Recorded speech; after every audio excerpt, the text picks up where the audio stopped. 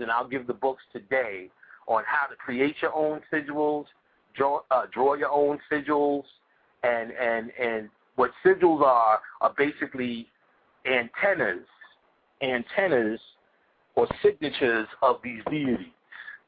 And to draw the signature, there's methodologies. The best way, and I always find, for whatever action you're trying to do, I'll just tell you one of the methods. They'll say, like, say you could make a sentence, I want to feel loved. Let's just say, well, I want to be healed, or I want to get money, let's say. So you would write out that sentence. First thing you would do is cross out all the vowels, take those out. What would be left for the consonants? You would cross out the double consonants in there. So there's no double consonants. So you'll have L, V, W, N, T, and you get the point.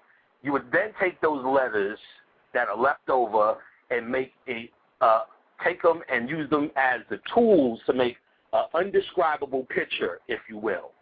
An undescribable picture. Something out of your own mind using the tools that were left behind in this one sentence, and from that you then create your sigil.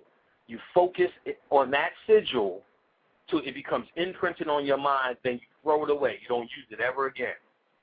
Mm-hmm. What that symbolizes is you're taking this sentence, turning it into a symbol, then planted it in your subconscious mind. These are things that we talked about already, how to start programming your subconscious mind. So these sigils that look indescribable, it then bypasses the conscious mind, goes directly to where you need it to happen, subconscious. So that's how you make up your own sigils. Vevas and some sigils hang around. For instance, Mama Shola, Alegbot, the rest of the guys have sigils that they keep, and you can contact them through those antennas. You also can make your own sigils up freestyle for those deities, for a certain work, throw them away. Some people burn them. Some people flush them in the toilet, which represents you bringing it back into the world of the unseen. You giving it to the spirit world to take it over. The dark side, which represents your subconscious mind. So the talisman is usually something that's a symbol that's already here, like a 5-pointed star, a 6-pointed star, things like that. The Baphomet could be a sigil. The scarab beetle, not a sigil, a talisman. These things are used and usually worn for protection on the body. So you can create your own talisman. Some of the Goetia signals could be talismans, depending on what you're into, whatever, the buckle of Isis. A lot of Egyptian signs, the Ankh, are used for talisman, meaning you understand the definition. What that definition, remember, a symbol tells 1,000 words. So that same symbol can mean, Ankh can mean one thing for one person, another thing for another person, and that's fine. It's not to be debated. It's to be defined by you, and if it brings you light, then that's the key. That's the process for you to come out of darkness to light. Not just one darkness into light, but the constant process of bringing things into light from the unseen side. So what's light to you may not be light to me, maybe because I already obtained that light or I'm not ready for that light. Doesn't matter. So that Ankh that the strippers constantly wear is still just as valid as the ones who have their dreads and say Hotep. Because that Ankh, there's a reason they put it on there, and it's a sigil for them. So that talisman that they're wearing forms a protection. So you could just get a book, and I'll give out a book today on talisman. Now, we also talked about scrying. One of the best things, there's no way, you could do it anywhere. I did it look into a pillow one time or an object. I found this belt buckle with a skull in it, and it has this glossed over look. I used to put alcohol and some Palo sticks on it and was able to scry through that. Scrying is basically staring into an object and seeing what spiritual symbols come out of it. Of course, the way we know from all TV shows is look into the crystal ball and tell me what you see. That's actually scrying, trying to see the story in the crystal ball. So one of the other things that does this is obsidian, dark obsidian.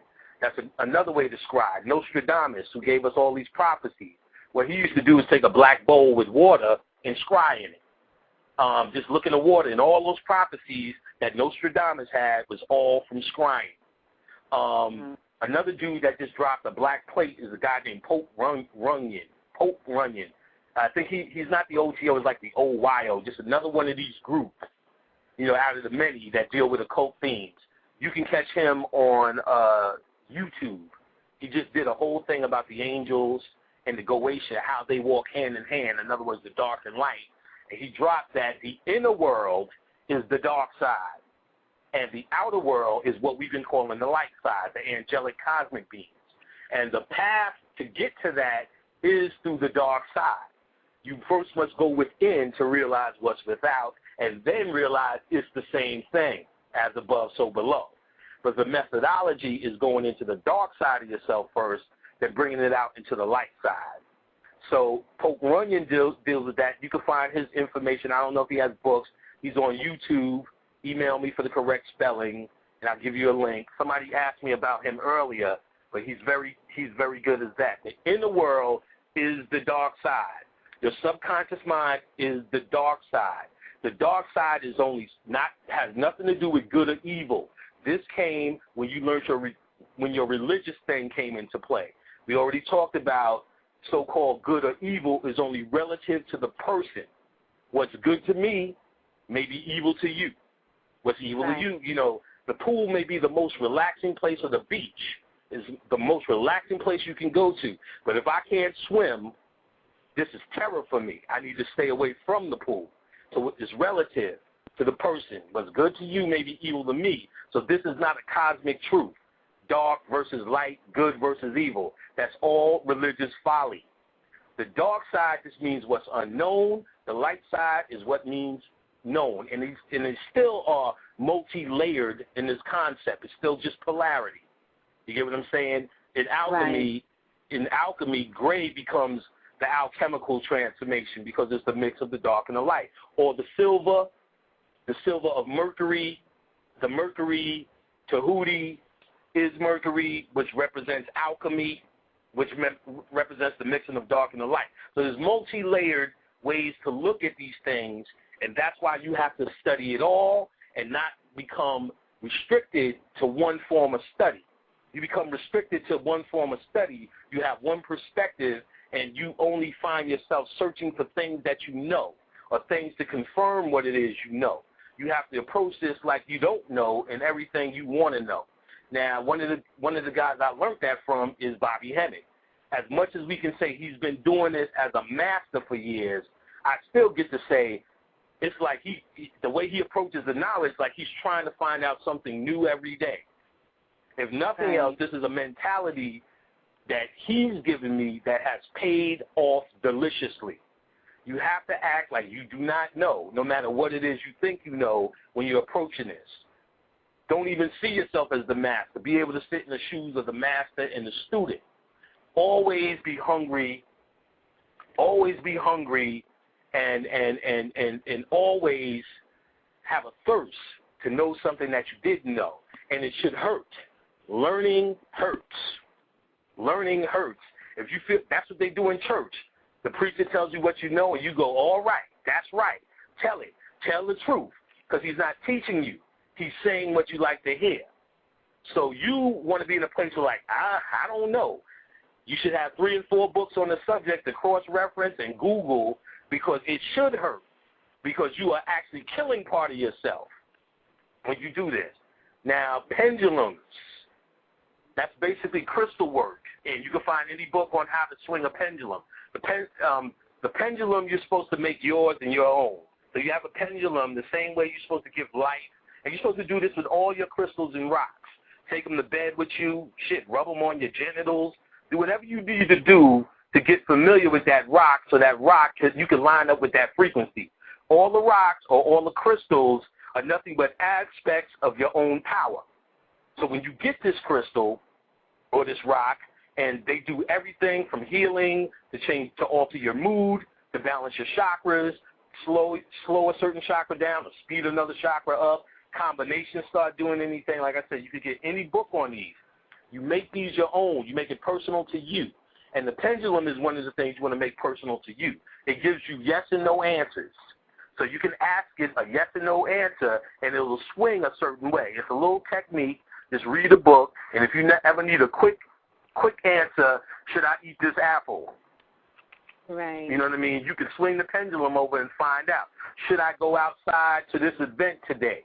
You can swing the pendulum, see what the pendulum says. You get what I'm saying? So there's easy techniques on how to do whatever with a pendulum. Now, I don't think we oils, candles.